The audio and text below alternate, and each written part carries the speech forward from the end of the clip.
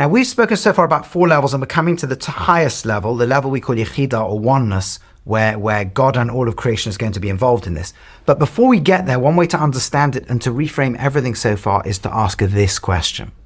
We've spoken about physical needs. We've spoken about love based on giving. We've spoken about charity and volunteering. We've spoken about making a difference.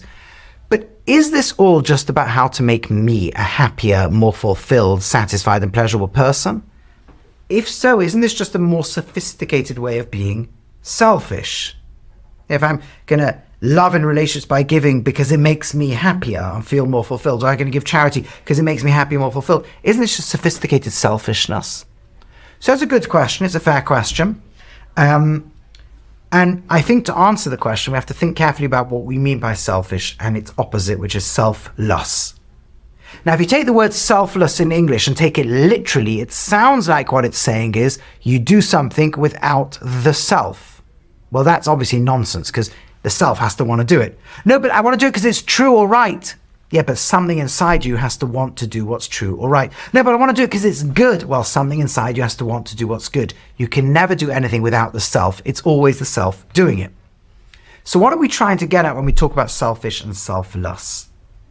One way of thinking about everything we've discussed so far is, again, I draw this from the more Kabbalistic tradition, but it can be applied way outside, which is, I think, something we might have touched upon in an earlier talk, the model of the tree.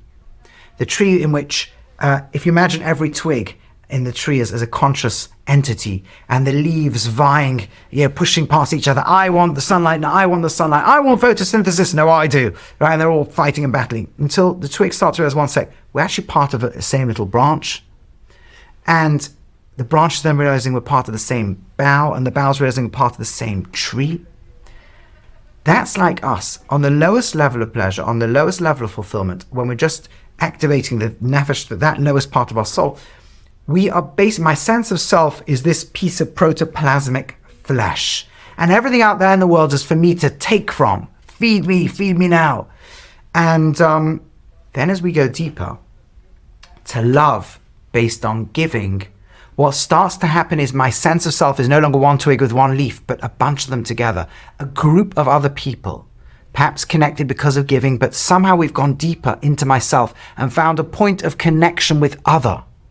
Their pain is my pain. Their pleasure is my pleasure. And as I go even deeper into the desire to care about my nation and the people, and eventually the whole of humanity, their pain is my pain, their pleasure, my pleasure. My sense of self has gone so deep, I identify with many parts of this branch, of this tree. And suddenly I care about people I'd never even met before. And suddenly I'll give to people I don't even see face to face and have direct empathy with. And then as I go deeper to the desire to make a difference, I care about history. The world of people who have not even been born yet. They should be different after I leave this world. The world should be a better place. And I care about not just my nation or humanity, but all of history. Their pain is my pain, their pleasure is my pleasure. I've connected to the deep boughs of the tree. And finally comes the deepest level of all, the highest level of all, where the creator of the entire universe comes in. I want to connect to God and God's vision. I want to connect to creator and creation. God, creation, that pain of the entire universe is my pain. The pleasure of the entire universe is my pleasure. I want the oneness of all of humanity. Those who've listened to the talk about Garden of Eden, I want Adam kind reconstructed, and I want it to come back to God. That's the deepest need there is, the need for oneness. And the counterfeit, in ancient times we might have called it idolatry, but in the end it's self-worship. To be worshipped, to be God, to be the center of existence. As the serpent told Adam, you can become God. That is the ultimate counterfeit, which leads immediately to all the others, the power and control, the desire to be the center of attention, the free love that comes from the free brain processes, the addictive painkillers, the non-effort-based stuff.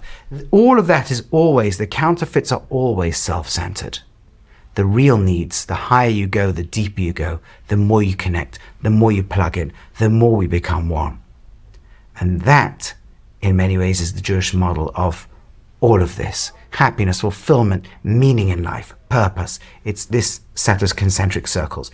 That is the Torah's great rule of love your neighbor like yourself. This is the Adam in the Garden of Eden. This is what the snake is pulling us against. And this is what we're trying to reconnect with.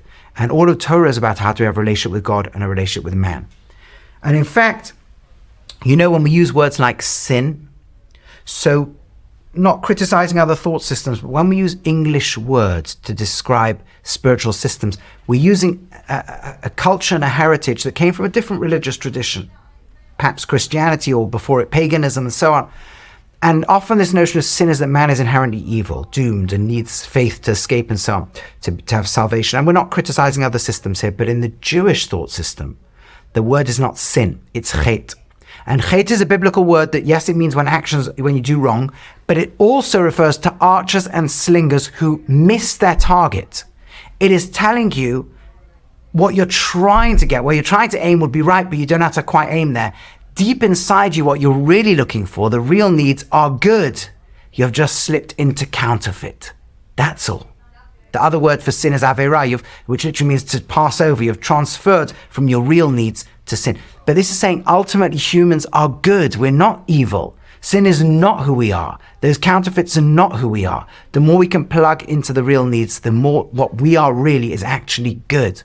And this is why the Hebrew word instead of repentance is teshuvah, which is the word ashuv, to return to who we really are.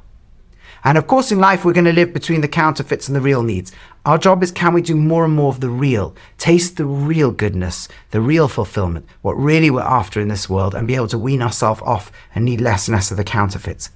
And if you think about it, you can use the physical to build love. You can use love to build the giving and caring for the world, that to build your desire to make a difference and that to connect to God. Or you can use it the other way, the relationship with God, to change and align how we act as the image of God and try and make the world a better place. And that to work out how we do good in all that we do. That to filter into how we behave in marriage and relationship, and even into how we treat physical foods. Do we see them as stuff myself to feel good now?